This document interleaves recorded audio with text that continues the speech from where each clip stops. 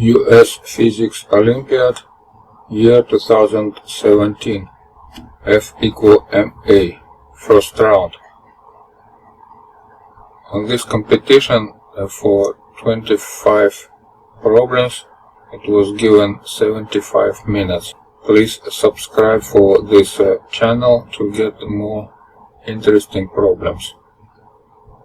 Problem 1. A motorcycle rides on the vertical walls around the perimeter of a large circular room. The friction coefficient between the motorcycle tires and the walls is μ. How does the minimum μ needed to prevent the motorcycle from slipping downwards change with the motorcycle's speed v? Solution for problem 1.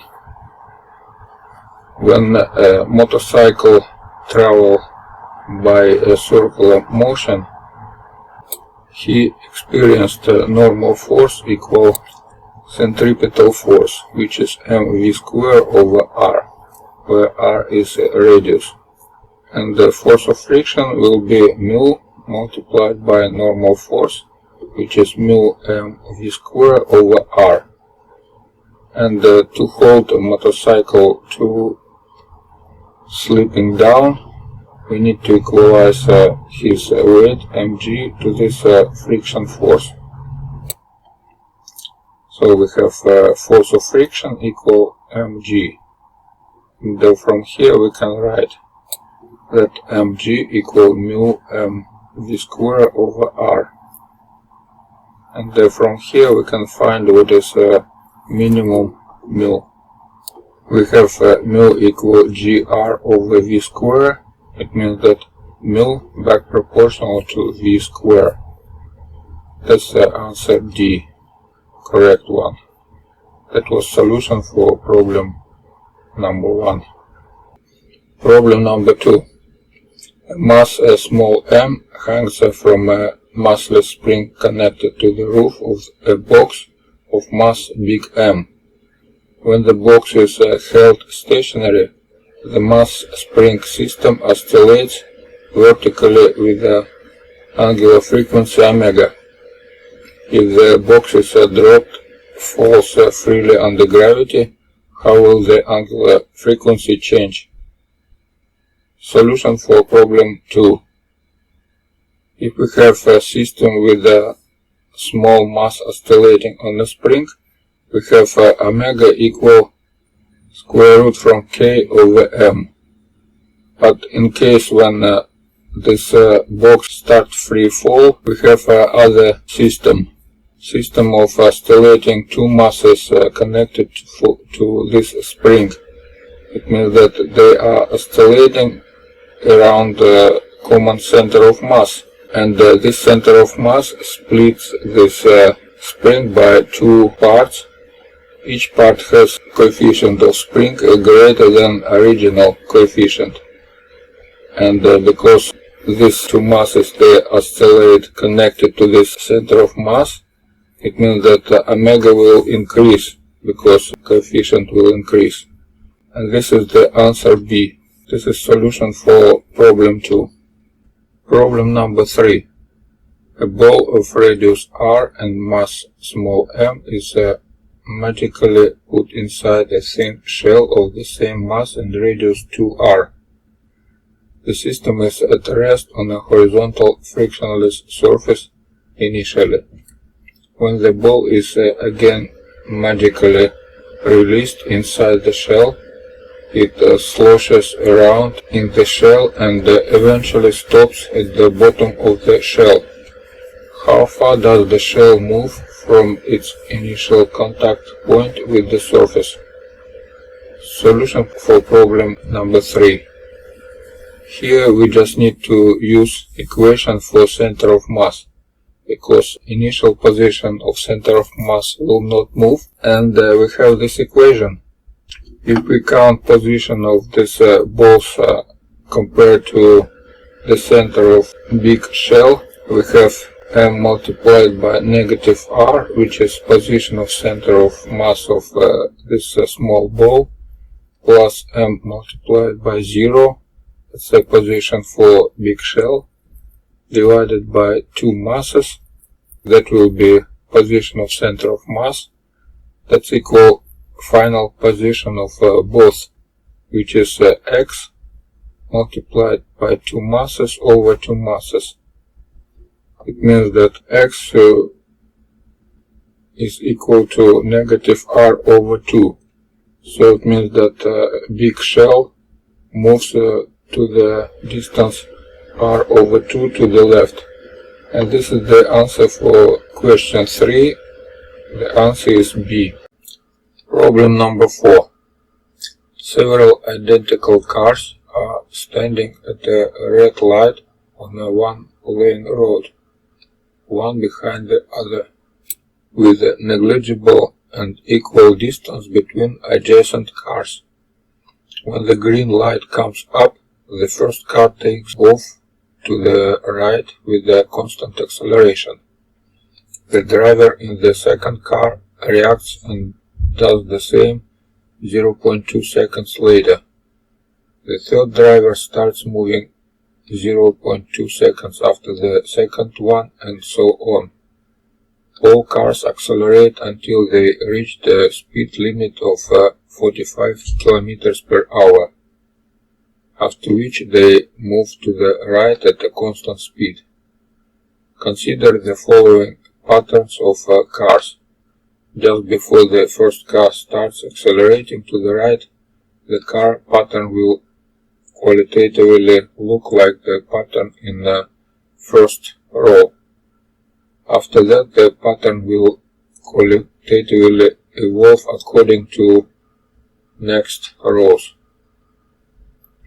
Solution. Let's check the first and second cars. When the first car starts, it starts to increase distance between first car and second car, and this distance will increase till speed difference is increasing between cars.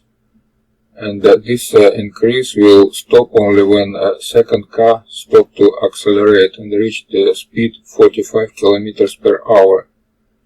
So it means that during all this acceleration time, each car which is ahead another car, the distance will increase, and distance will stop to increase when next car stops to accelerate and reach the highest speed 45 km per hour.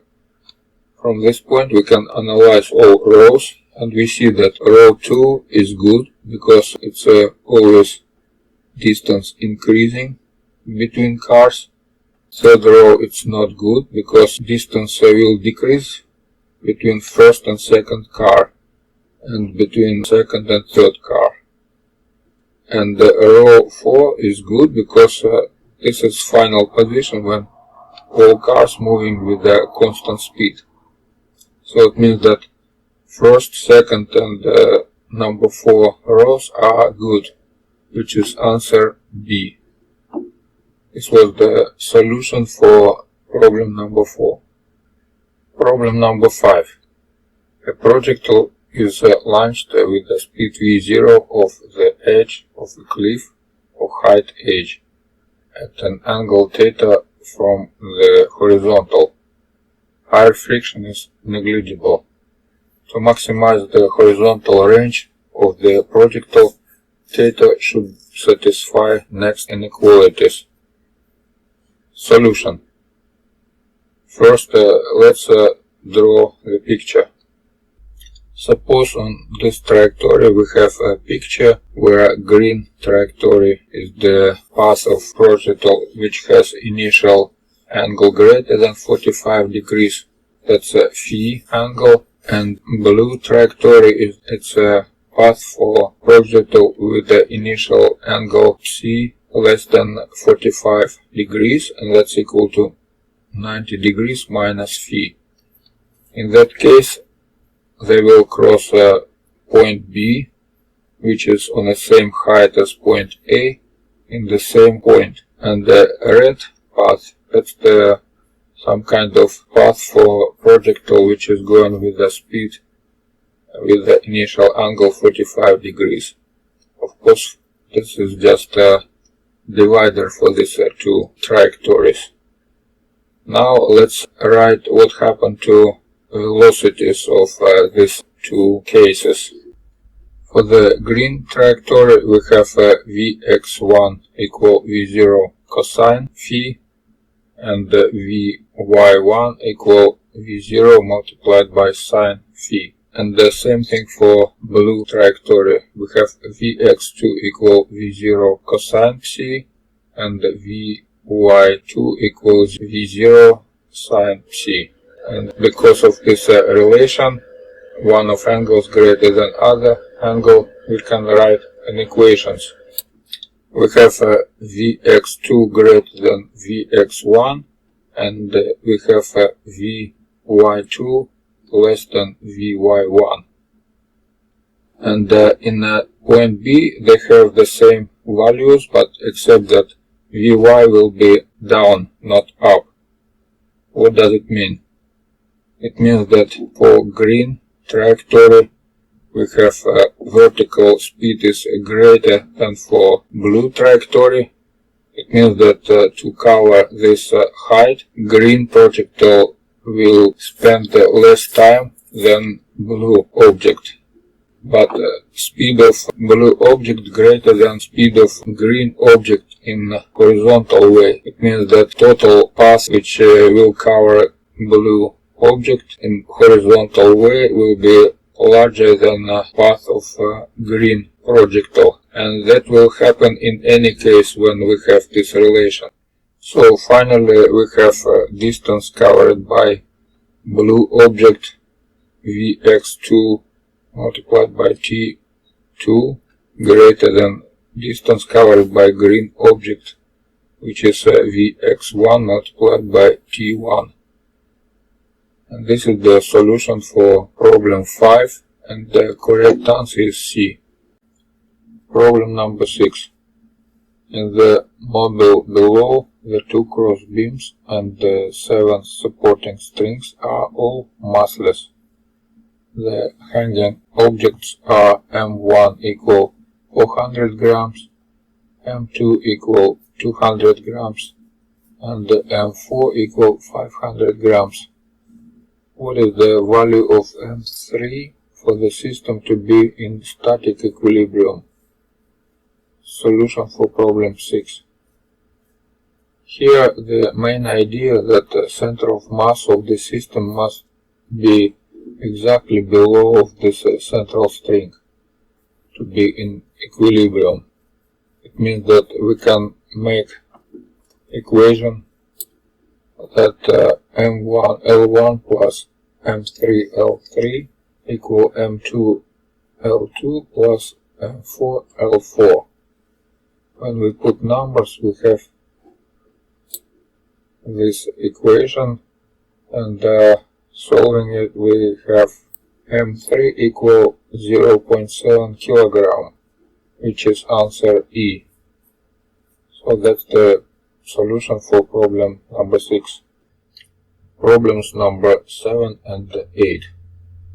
The following information applies to questions 7 and 8. A train originally of mass big M is traveling on a frictionless straight horizontal track with a constant speed v. Snow starts to fall vertically and sticks to the train at a rate of ρ, where ρ has units of kilograms per second. The train's engine keeps the train moving at constant speed v as the snow accumulates on the train. Problem number 7. What is the rate at which the kinetic energy of the train and the snow increases? Solution for problem number 7. We can write an equation. What is the change of kinetic energy? That will be 1/2 rho delta t, which is total change of mass, multiplied by v square. And now we can divide both parts by delta t and find that rate of change of kinetic energy equal 1/2 rho v square. This is answer D, and that was solution for problem number 7. Problem number 8. What is the minimum power required from the engine to keep the train traveling at a constant speed v? Solution for problem number 8. Now let's write equation for power. Before that we need to write equation for change of momentum. If we have a force F acting on this train with the snow for time delta t, that will be change of horizontal momentum of this system. In our case, speed is the same, but mass is increasing for delta m. And now we can divide both parts by delta t and find that the force acting on this train must be rho multiplied by v. And finally power equal force multiplied by speed. That will be rho multiplied by v square, which is answer E. And we see that the difference between kinetic energy change and power from engine exactly twice. It means that half of power going to increase kinetic energy, and half of power we're losing for absolutely inelastic collision of snow with the train. That was a solution for problem number 8. Problem number 9. Flasks A, B and C each have a circular base with a radius of 2 centimeters. An equal volume of water is poured into each flask and non-overflow. Find the force of water F on the base of the flask from greatest to least. Solution for problem 9. Here we just need to use a regular equation for pressure. Pressure equal rho gh, where rho is density of water, h is height of water column, and the g is free fall acceleration. In each case we have h is different, and it's least for flask B, that's highest for flask C, and this in the middle for flask A. And now we multiply pressure by area, which is the same in all three cases, and we have next inequality. So finally we have Fc greater than Fa and greater than Fb. You should not be confused this result. If we had initially same amount of water, and let's suppose that the total weight of all three flasks with the water should be the same. But the difference here is because of pressure and the force of pressure on this side walls. Because in case A, this pressure is totally horizontal, but in case B, it's going to down, and in case C, it's going up. So this is why net force is the same, but the difference is because we have different forces for bottom and side walls. This is the answer for problem number 9, and this correct answer is D. Problem number 10. The handle of a gallon of milk is plugged by a manufacturing defect. After removing the cap and pouring out some milk, the well of milk in the main part of the jug is lower than in the handle, as shown in a figure. Which statement is true of the gauge pressure P of the milk at the bottom of the jug? Rho is the density of the milk. Solution for problem 10. Here we are talking about gauge pressure, and if we look at this picture, we have atmosphere pressure is on the top of this milk. It means that on the bottom of this milk we have gauge pressure equal rho g big H, where H is the height of this milk in the main jug. Don't be confused with small h, because pressure in this handle is less than atmosphere pressure. This is why we cannot count pressure as rho g small h. So correct answer is rho g big H, which is B. Problems number 11 and 12. The following information applies to questions 11 and 12.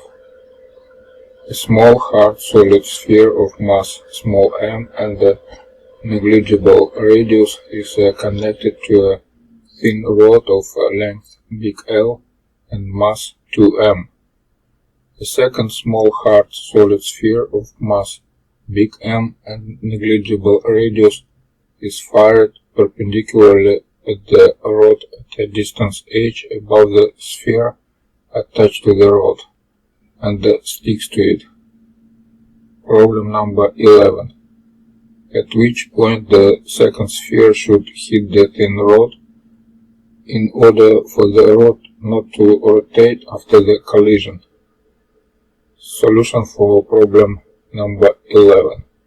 It's obviously that if this mass small m hit the rod in the center of mass of this rod plus another mass, this rod will not rotate because this hit will not create any angular momentum, and we just need to find where is the center of mass of this system. And that's obviously that the center of mass of this rod with mass 2m and this ball with mass m stay on a distance 2/3 from half of this length of this rod, which is 1/3 of L. And this is correct answer B. This is the solution for problem number 11. Problem number 12. In order for the rod not to rotate after the collision, the second sphere should have a mass big M given by. Solution for problem number 12. It's obviously that if we are hitting this rod in the center of mass of this system, rod plus mass, it doesn't matter what is the mass of this hitting ball, because it's not creating any angular momentum and the rod will not rotate. That's the solution for problem number 12, and this answer is E, correct one. Problem number 13. A massless rope passes over a frictionless pulley. Particles of mass big M and M big plus M small are suspended from the two different ends of the rope. If M small equals 0, the tension T in the pulley rope is big mg.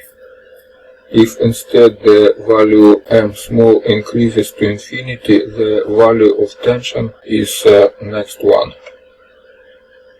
Solution for problem 13. We even don't need to solve this problem by formulas, because if we increase M small to infinity, it's approaching down acceleration g.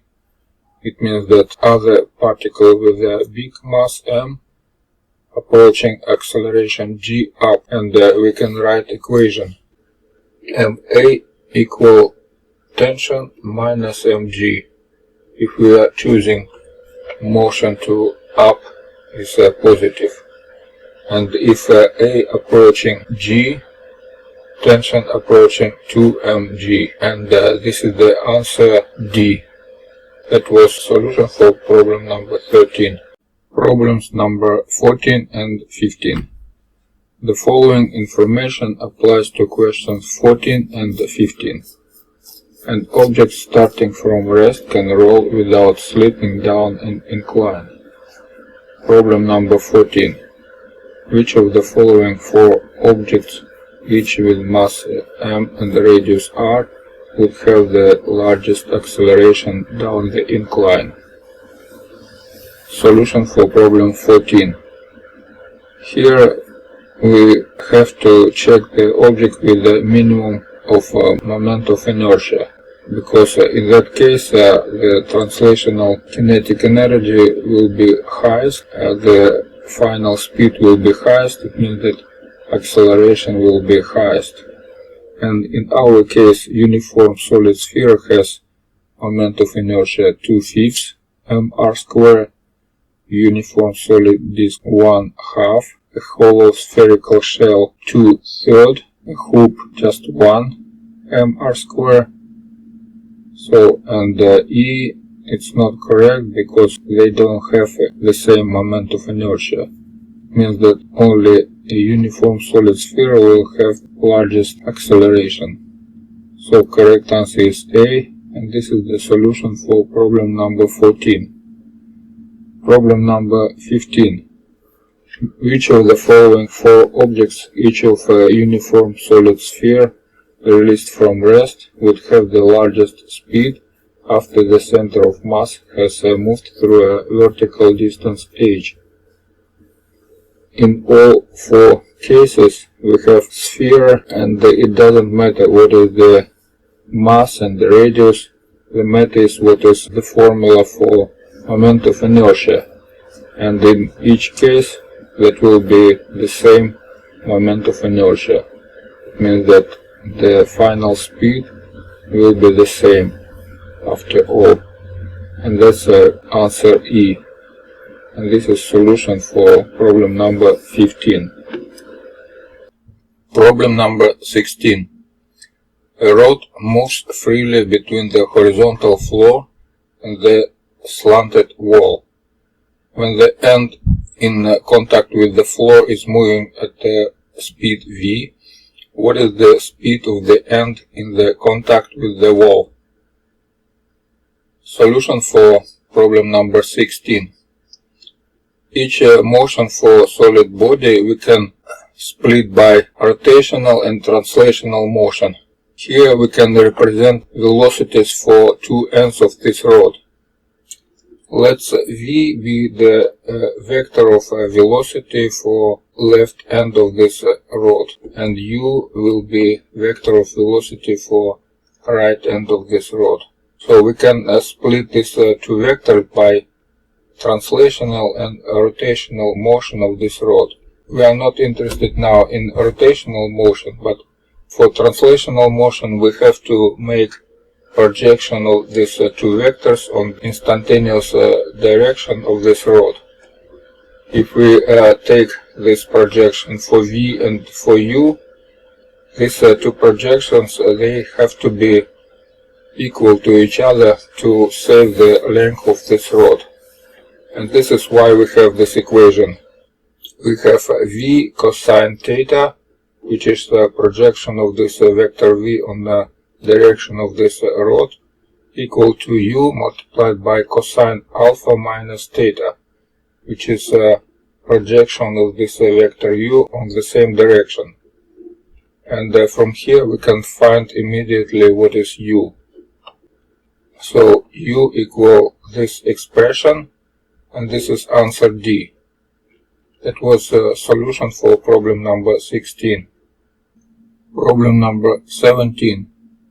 An object is thrown directly downward from the top of 180-meter tall building. It takes 1 second for the object to fall the last 60 meters.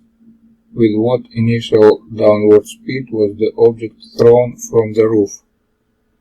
Solution for problem number 17. Here we can use average speed for the last part of this way. And we have average speed equal to 60 meters over 1 second, which is 60 meters per second. Now we can find what is the speed of this object right before it fell to the ground, because average speed equal to speed right in the middle of this 1 second. It means that after that this object traveled for half second and it got additional speed g multiplied by half second. So we have final speed is v average plus g multiplied by half seconds, which is 65 meters per second. And now to find what is initial speed, we can use this formula. So we have initial v0 square equal v final square minus 2gh, which is 625. It means that v0 equal 25 meters per second, and this is answer B. And this is the solution for problem number 17. Problem number 18. A uniform disk is being pulled by a force F through a string attached to its center of mass. Assume that the disk is rolling smoothly without slipping. At a certain instant of time, in which origin of the disk, if any, is there a point moving with the zero total acceleration. Solution for problem 18. Let's check all four regions for this condition. Let's take region 1. Basically, we have three kind of accelerations. One acceleration is for all of points, which is equal to force divided by mass of this disk. It's going to the right. Also, we have tangential acceleration compared to disk, and also we have centripetal acceleration, which is going to the center of this disk. And from this point, let's check what happened to region 1. In region 1, we have tangential acceleration going to the right and down, and centripetal acceleration going to the back and down. It means that in this region there are no acceleration which are going up, and the total acceleration cannot be zero. In region 2, we have tangential acceleration going right and up, and the centripetal acceleration going right and down. So all accelerations are going right, so it cannot be zero. In region 3, we have tangential acceleration going up and left, and the centripetal acceleration going up and right. So it means that the total acceleration going up, and it cannot be zero. And let's check region 4. In region 4, we have tangential acceleration going down and left, and the centripetal acceleration going up and left. So it means that centripetal acceleration can cancel tangential acceleration. And also, both of these accelerations, they can cancel acceleration of whole body to the right, because tangential acceleration which is going to the left, it's always less than total acceleration of this total body. So it means that if we have a centripetal acceleration which is omega square r, we can use angle and distance from the center to create any possibility for acceleration in direction up and left. So we have two parameters which we can use to cancel even acceleration total and tangential acceleration. So it means that in region 4 we can get points with zero acceleration.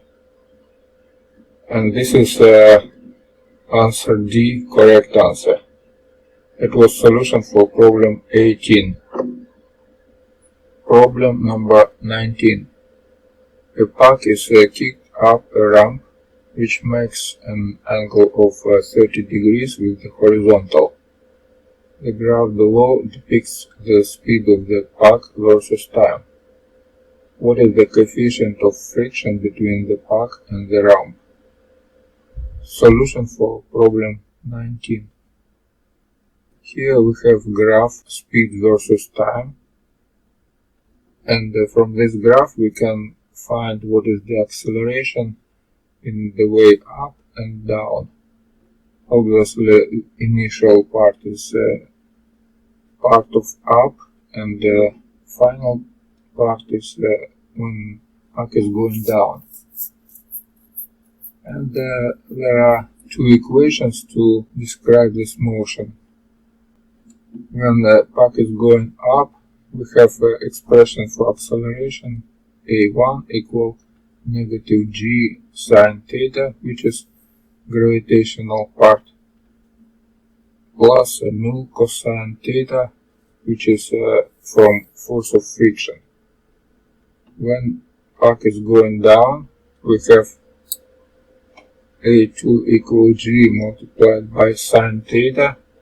Now gravitational part is going to the same direction as the velocity, and minus mu cosine theta, force of friction going opposite direction. And from this graph we can find what is the relative units for accelerations, which are slopes. We have a1 equal negative 2 and a2 equal 2 over 3. Now we can use these numbers, and we can divide the first equation by second equation. So we have sine theta plus mu cosine theta over sine theta minus mu cosine theta.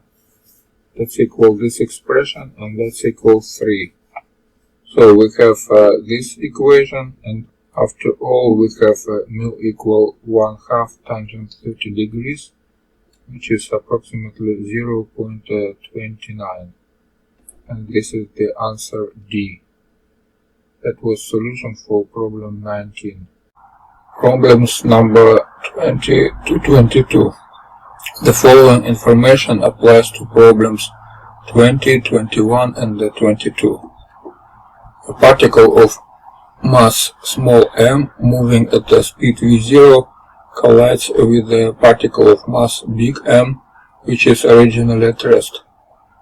The fractional momentum transfer F is the absolute value of the final momentum of big M divided by the initial momentum of small m. Problem number 20.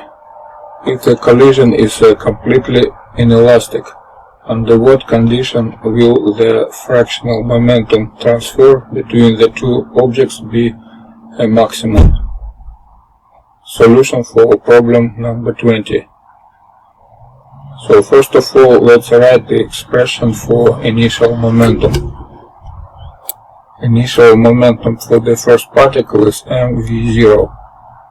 Now, because we have absolutely inelastic collision, we can count what is the speed of both particles together, which we can find from momentum conservation. That will be mv0 over small m plus big M. And now we can count what is momentum for the second particle after collision. That will be big M multiplied by v, which is equal to this expression. And now let's count what is this F. F equal P2 over P, which is finally equal this expression. And if we look at the expression, the maximum value for this expression we have when the relation small m to big M is minimum. So it's going to 0.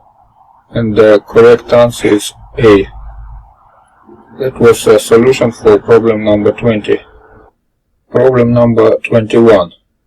If the collision is perfectly elastic, what is the maximum possible fractional momentum transfer, F maximum? Solution for problem number 21. For completely elastic collision, we have formulas for both velocities. First particle will have this velocity, and second particle this velocity. Now we can find what is momentum for the second particle. That will be big M v2, or this expression. And now we can find what is F maximum. F maximum equal P2 over P, or this expression, and when the relation M small over M big going to 0, this F maximum going to 2, which is answer D. Problem number 22. The fractional energy transfer is the absolute value of the final kinetic energy of big M divided by the initial kinetic energy of small m. If the collision is perfectly elastic, under what condition will the fractional energy transfer between the two objects be a maximum? Solution for problem number 22. Let's write expressions for both kinetic energies. Initial kinetic energy equal 1/2 mv0 square. Final kinetic energy using previous result we can express in form of 1/2 mv2 square, which is this one, and v2 was this expression. And now we can find what is this relation between these two formulas. We can represent this in form of last expression. Here we have a function for which we need to use max to find the maximum expression. Suppose that this is the function of small m with a fixed big M. It means that we have to find what is a minimum for denominator. And to find what is a minimum for denominator, we just need to take first derivative and equalize it to 0. So after that we have this equation 1 minus big M square over small m square equals 0, and it means that small m must be equal to big M. And this is the answer C.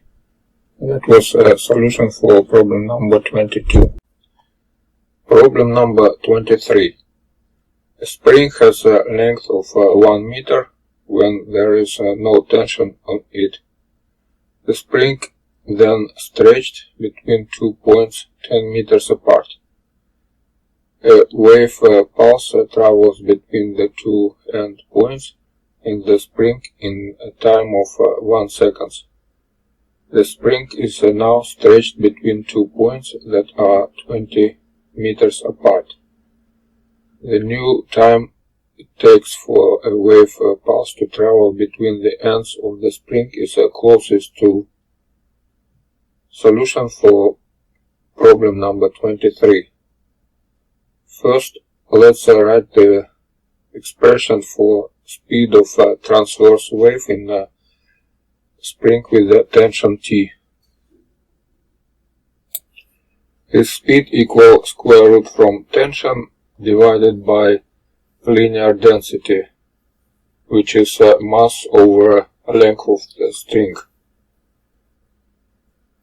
In our case, the length is 10 meters, and if we stretch it by 20 meters, we increase the tension twice. But the same thing happened to length. We will increase length twice. And finally, we will get tension in a string with a double length will be doubled and speed of wave will be doubled. So it means that total time to travel must be the same with the initial stretch, and answer is C. That was solution for problem number 23. Problem number 24.